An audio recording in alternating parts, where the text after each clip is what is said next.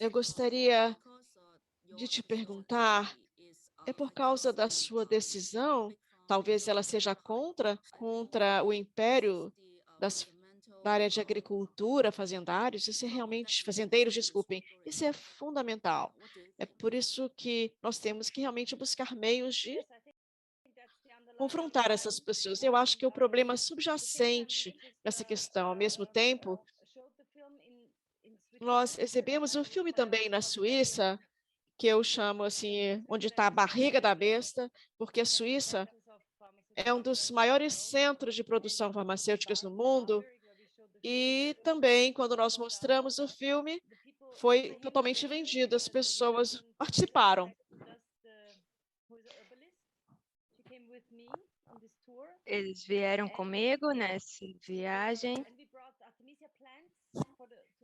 e as plantas de Artemisia, eles aprenderam um pouco estar conectados com essa planta tão poderosa. E as pessoas estiveram muito interessadas. Então,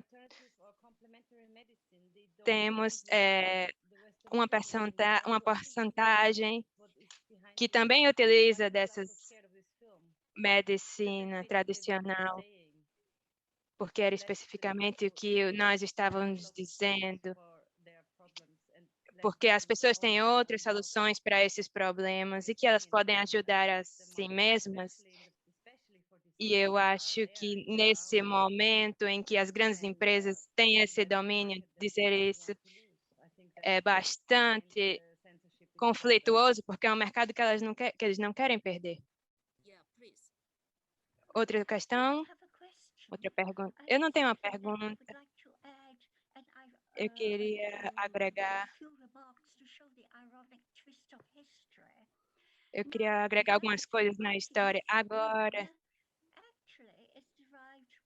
a Artemisia é derivada da planta Artemisia, eu acho que se chama assim, que vem da Guerra do Vietnã, porque tinha uma área que era cultivada essa planta. Então, nós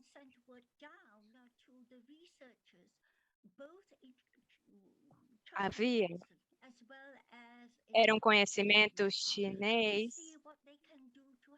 para ver o que eles podiam fazer para ajudar. Então, tem pesquisas de medicina chinesa,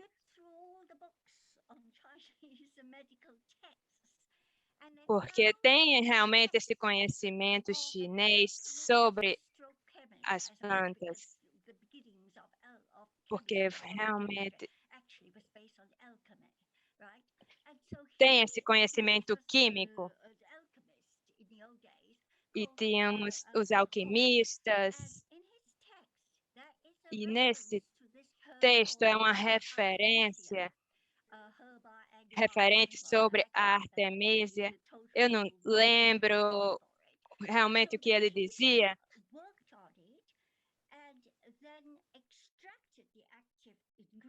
e realmente se extraía esse ativo dessa planta. Em 2015, e ele conseguiu o prêmio Nobel por essa descoberta em relação a essa planta. Então, essa pesquisadora conseguiu esse prêmio Nobel porque ela pegou realmente esse ingrediente ativo da planta e descobrir isso realmente é pedir por problemas, porque teve realmente um movimento para resistir. A medicina química realmente resistiu a essas descobertas dessa medicina para impedir essa evolução.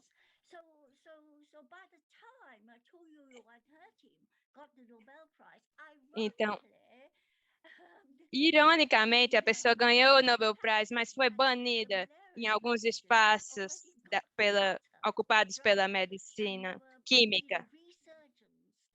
E suas pesquisas da malária também. Isso é porque porque mostra como a medicina tradicional tem que ser encarada de outra maneira. Porque nós realmente temos essas indústrias que atrapalham nesse sentido. Eu só queria agregar, porque é uma coisa muito irônica que realmente aconteceu na história médica. Obrigada.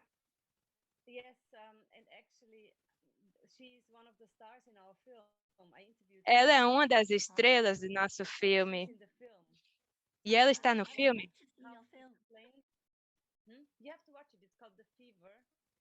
É chamado A Febre, Fever, porque o tema foi tirado justamente no Vietnã, porque o meu irmão também me auxiliou nessa pesquisa. E foi alguma das razões por que a guerra terminou, inclusive. O meu ponto de partida foi essas pesquisas. E me falaram na entrevista, e ela disse antes de ganhar o prêmio Nobel, em 92,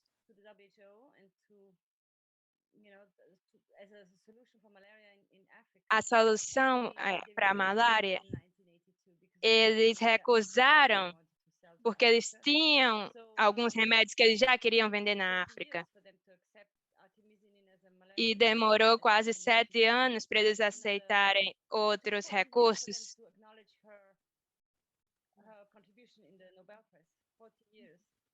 Então, são 40 anos por parte dessa pesquisadora nessa pesquisa.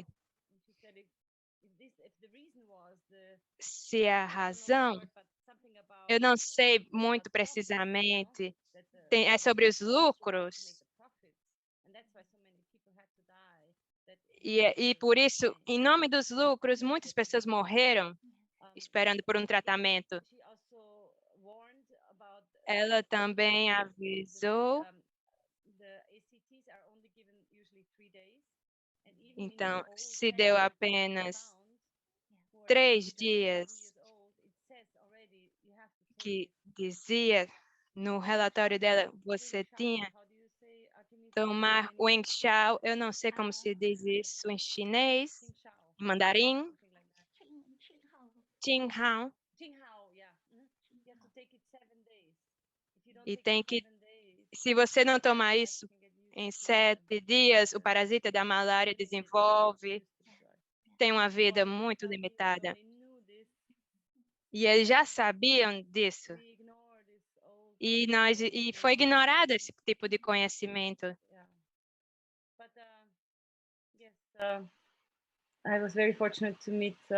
Eu tive o prazer realmente de encontrar essa pesquisadora e ela estava no laboratório dela todos os dias. Eu adoraria ver esse filme. Muito obrigada. Nós temos a cópia, Catarina.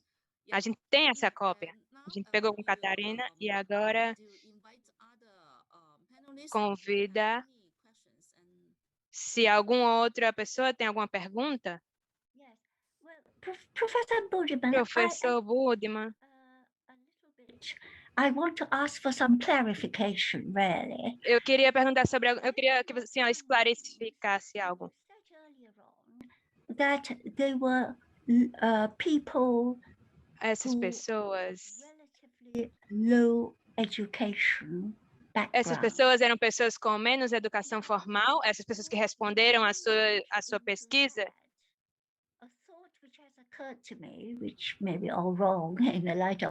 Eu posso estar errada em relação a fazer essa relação. There may be 2 types of people who show resilience, if not Porque eu percebi pessoas que tinham essa resiliência e não resistiam nesse sentido de aceitar esse tipo de medicina. E você disse que eles estavam cobertos por algum tipo de seguro de saúde. Isso eu penso que são dois tipos de pessoas.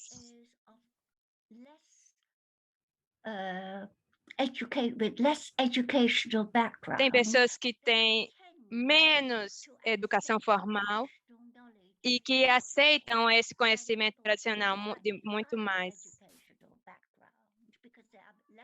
E as pessoas que têm mais educação, se elas aceitam também esse tipo de medicina tradicional. E vamos ao outro extremo,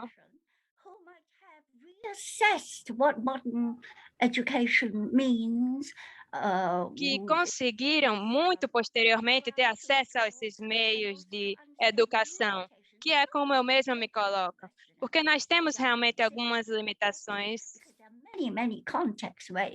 porque nós temos aí muitos tipos de contextos, mas cada remédio tem suas forças e fraquezas. E algumas pessoas, como eu, inclusive, eu usei a mim mesma como um exemplo,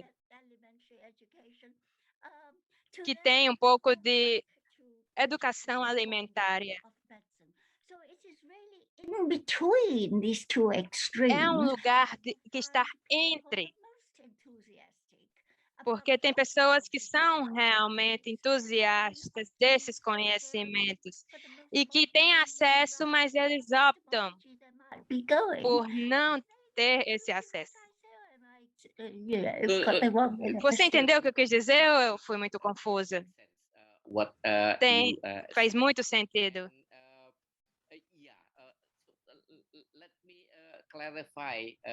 Deixa que eu esclarecer algumas coisas. Em relação à educação,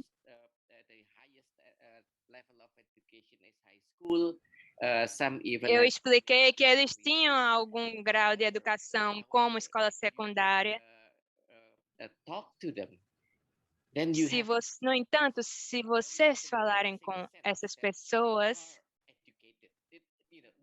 você pode perceber, só falando com eles, que eles são educados, que eles têm essa educação, eles sabem o que eles fazem, eles tentam ter a decisão correta e eles têm esses meios de acesso à escola, porque eles são ativistas, eles estão inseridos nas comunidades. E isso a gente pode ver na comunidade Marquisa. No entanto, em Tiquini e Pompa, tem muitas iniciativas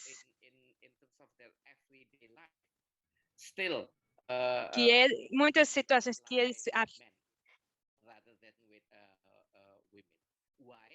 Então, temos uma predominância dos homens e das mulheres em relação aos homens também nesse sentido,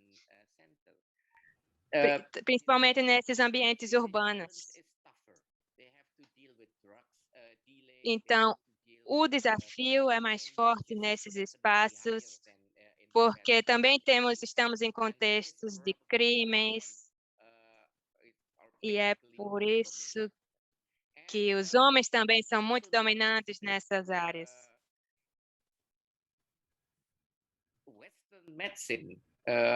A medicina ocidental está mais disponível em Jakarta, em comparação aos outros espaços analisados. Principalmente, eles têm mais acesso a esses químicos que podem ser adquiridos. Em Tiquini, eles conseguem ter acesso a essas drogas ocidentais. Mas você está correta. Talvez não esteja completamente dividido, algo no meio. Essa dinâmica que é observada. Eu agradeço muito. Realmente você trouxe uma luz a mais para mim e para o meu grupo de pesquisa. Muito obrigado. Eu gostaria de continuar conversando com você, se a senhora não se importar, ok? O primeiro que eu gostaria de dizer é que realmente o centro do trabalho que nós realizamos, como foi dito no início e no final da nossa apresentação, é o direito que as mulheres decidam o que elas querem, se querem ser mães ou não. É o primeiro ponto. E sempre respeitar e, caso queiram ser mãe, que tenham condições de acompanhamento, de apoio durante todo o processo de gravidez. Se quiserem ser mães, tem que ter acompanhamento, podendo escolher. Em nossa realidade ocidental, a maior parte das mulheres querem fazer o parto no hospital, nas clínicas, pois com esse movimento estamos buscando melhores experiências no hospital, nas clínicas, e isso é respeitar os desejos das mulheres, de não serem uma pessoa passiva que entra e o sistema médico faça todas as intervenções que considera importante para que essa mulher dê à luz. Infelizmente, a OMS diz que não deveria ser apenas o número de 15%. Nós sabemos que nos países da América Latina estamos muito acima desta cifra de 15%.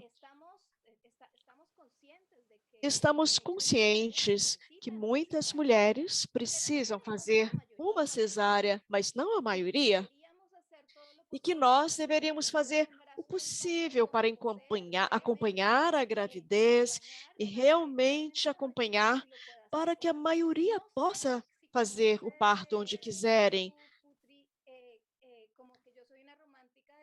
Eu não sou uma pessoa romântica do parto natural. Pode ser que sim, mas eu falo a partir da minha experiência. Eu acompanhei muitos partos durante esses últimos 8 anos e o que nós temos que fazer é descolonizar, observar as estatísticas, ou seja, na Colômbia, que não tem a realidade de outros países que falaram aqui, muitas parteiras organizadas, estamos reivindicando há mais de 40 anos. O que acontece é que as parceiras não nos deixam registrarmos os bebês que nascem. Então, todos os dados de nascimento que os médicos mostram, é como se os médicos tivessem feito esses partos. Temos uns dados de partos institucionalizados que não estão corretos, pois estes partos não mostram uma porcentagem, que não é alta, talvez, onde estavam acompanhadas por parteiras, mas às vezes precisam ir ao hospital para pedir o registro do bebê. E parece que foi feito no hospital. Não sabemos com certeza, com realidade, com realismo, o que acontece. Quando as mulheres muitas vezes morrem quando chegam ao hospital, mas é quando não tem assistência, quando estão muito distante dos hospitais. Isso tem a ver com as condições sanitárias de saúde, em geral, culpam as parteiras, mas o que eu encontro nas comunidades é que a maior parte das parteiras fazem o seu trabalho muito bem, que nunca observamos a morte materna e nos profissionais da saúde têm tanto medo, porque tanto tempo vem morte materna, morte neonatal, e nós sempre perguntamos quantos partos fizeram, como que foi. Quando conversamos com as parteiras, muitas dizem que não, que isso não acontece, porque acompanharam todo o processo de uma forma integral. É muito belo trazer este exemplo para cá, porque temos um exemplo de partos verticais, para que os hospitais e as clínicas não obriguem a mulher a ficarem deitadas para terem os filhos, para parir, porque nós precisamos da verticalidade para ajudar com a gravidade, para que o parto seja mais fácil e possamos dar à luz. Mas há uma prática que é ancestral de todos os povos do mundo e levam para o hospital sem levar tudo que é feito como parte deste processo. Essa é uma lei que nós, as parteiras, respeitamos. As mulheres podem tomar alguma bebida, algumas plantas. Também temos uma política específica que é muito interessante, mas temos alguns problemas de implementação. Tiramos do contexto essa prática. É como se tirássemos da planta o seu ingrediente ativo e pensássemos que com isso é suficiente. Utilizamos essa planta e pensamos que pronto, já deu. Ou seja, a medicina tradicional, ela é integral. Nós, parteiras, trabalhamos com plantas, com acompanhamento, respeito, afetos, cantos, o fogo. Tudo isso que nos une para que os nascimentos sejam diferenciados. Por outro lado, eu penso também que, de alguma maneira, eu seja um pouco romântica quando desejo que as mulheres façam o melhor parto possível. Nós procuramos essa possibilidade, não apenas em casa, mas nos hospitais, nas clínicas, quando é isso que é o desejo das mulheres. Então, as mulheres precisam estar mais felizes. E por que não conseguem? Por que não conseguem fazer isso? Porque precisam de mulheres para acompanhar os bons processos de um parto natural ou quando não é necessário ou possível, desculpem, parto natural. Alguns dados que não são difundidos, porque não mostram os dados de nascimento. Há muitos mais partos naturais do que é mostrado nas estatísticas. Há casos que têm casos de hospital, casos de clínicas. Claro, gravidez de alto risco tem que ser levado em conta com toda a tranquilidade de cada caso. E muitas vezes conseguem, ainda assim, gravidez de alto risco, terem partos naturais. Então, o que está falhando? Como que podemos articular mais, ter mais alianças para que não sejam apenas as parteiras, nós queremos uma intercomunicação e o respeito, utilizem esses conhecimentos e geremos diálogo e comunicação e tenhamos o melhor de cada sistema. As mulheres também querem ser respeitadas com a sua cosmovisão, a sua forma ancestral de parir e a nossa maneira ancestral de parir, eu repito. Então, é importante respeitar, pegando o melhor da medicina ocidental quando for necessário. É isso que eu gostaria de compartilhar, este assunto das estatísticas, que são importantíssimas, que sejam revisadas, pois há muitos dados que não são coletados, como a mortalidade nas casas de nascimento é muito baixo, mas fala-se pouco também sobre isso.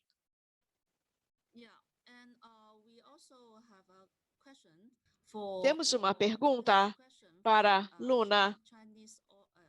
A pergunta vem do público chinês. Sobre o poder das mulheres e a solidariedade de mulheres com relação ao nascimento. Poderia, por favor,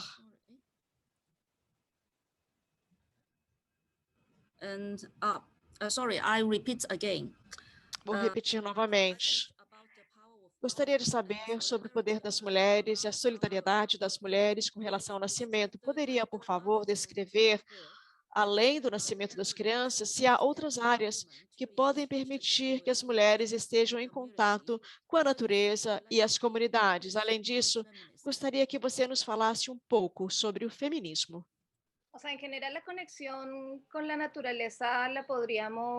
A conexão com a natureza nós podemos encontrar por meio de diversas maneiras, mas o parto é um momento privilegiado, tanto para as mulheres como para os homens. É um momento de transformação física, emocional, espiritual, que nós estamos nos preparando para receber um novo ser. Isso pode transformar a nossa vida, por isso é um momento extremamente privilegiado para nos conectarmos fortemente com a natureza. Há formas e momentos, a partir das coisas que trabalhamos com a educação popular feminista também, que são as nossas cosmovisão, essa conexão que temos com os territórios. Precisamos entender o que acontece com nossos territórios, também a maneira que nós nos relacionamos com os nossos corpos, mudarmos essa decisão, o que fazermos com o nosso corpo. A mesma coisa que faz o capitalismo quando quer expropriar os povos, porque tem interesses na área de mineração, petróleo, de todas essas coisas. O saque é a forma de nos relacionarmos com a natureza e também conosco. Quando nós temos essa relação a partir da educação popular feminina com as mulheres, é impressionante como observamos como que podemos pensar na autodeterminação de nossos corpos, como gerar soberania, que implica em como lutamos contra a soberania sobre as nossas cosmovisões, sobre o nosso território. É importante entender a nossa territória do passado, entender como é a relação com nossos companheiros, como tem sido essa relação com a maternidade, e resgatar o melhor que há atrás de nós no passado e questionar e decidir como que nós queremos continuar caminhando. E os feminismos são diversos. Na América Latina, temos o feminismo populares, comunitários, outros feminismos, os negros, indígenas.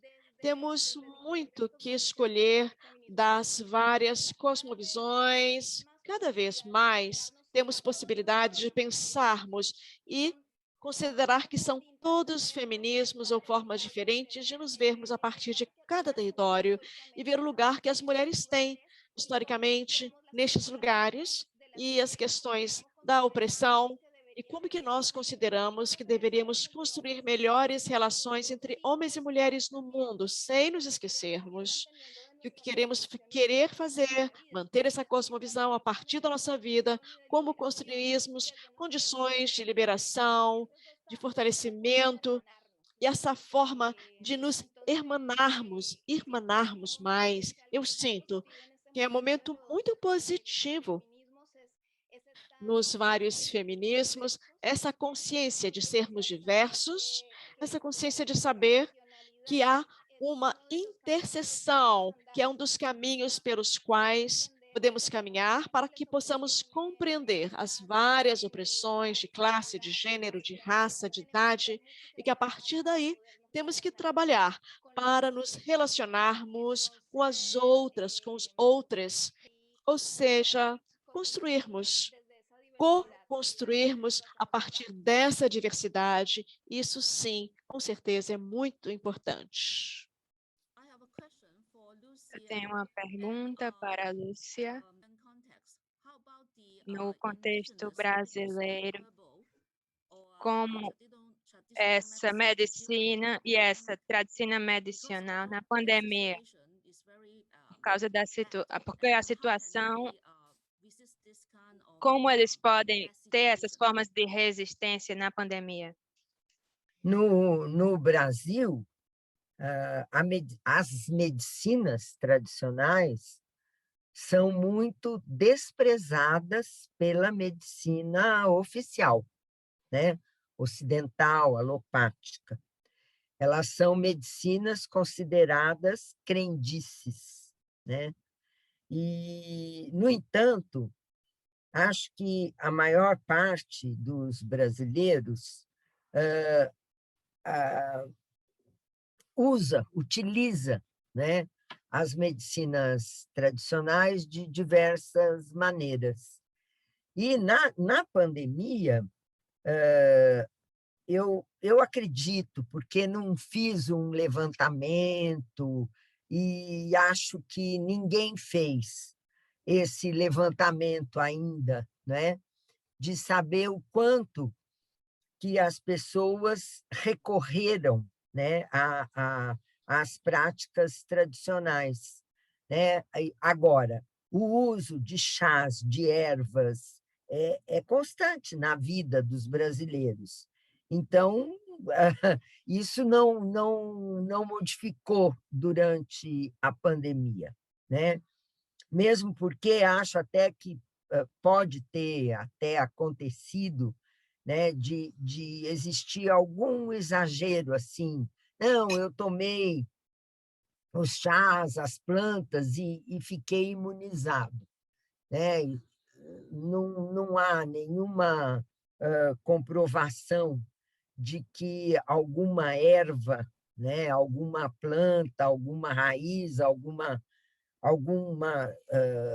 propriedade, substância das plantas medicinais tenham, de fato, esse efeito de protetivo. O que a gente sabe é que alguns cipó que dá na mata, alguns arbustos tal que produzem, né, a cloroquina, sempre foram usados para a malária, né? E daí houve uma inversão aí, sei lá, uma, uma notícia falsa, não sei, de que a hidroxicloroquina seria potente para curar os efeitos e proteger do coronavírus, né? Isso não se verificou, mas muitos brasileiros seguiram essa indicação, porque o Ministério da Saúde elaborou um protocolo de utilização desses medicamentos, mas não como medicina tradicional, e sim como medicina alopática, comprimidos produzidos nos laboratórios farmacêuticos industriais, né? E isso daí deixou a população brasileira muito desnorteada, né? Deixou sem, e muitas pessoas usaram. Agora, não há nenhuma comprovação, e também o que é interessante de ver é que as pessoas que acreditaram que a hidroxicloroquina fosse eficaz, mesmo tendo tomado e contraído o vírus, elas continuaram acreditando que era eficaz. Isso aí é um fenômeno psicossocial, digamos assim, né? Que vai um pouco além do uso ou não da medicina tradicional, né? E então, assim, não tenho ainda assim de fato uma avaliação a respeito. Agora, não seria a cloroquina que seria utilizada no âmbito da medicina tradicional, porque a cloroquina é para malária, ela vem de plantas, vem o quinino, né? O quinino, né? Do cipó e de algumas plantas das matas, né?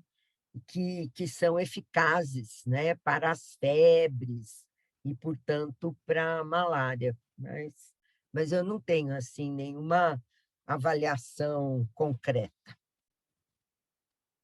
Muchas gracias, Lucía, por tu compartir.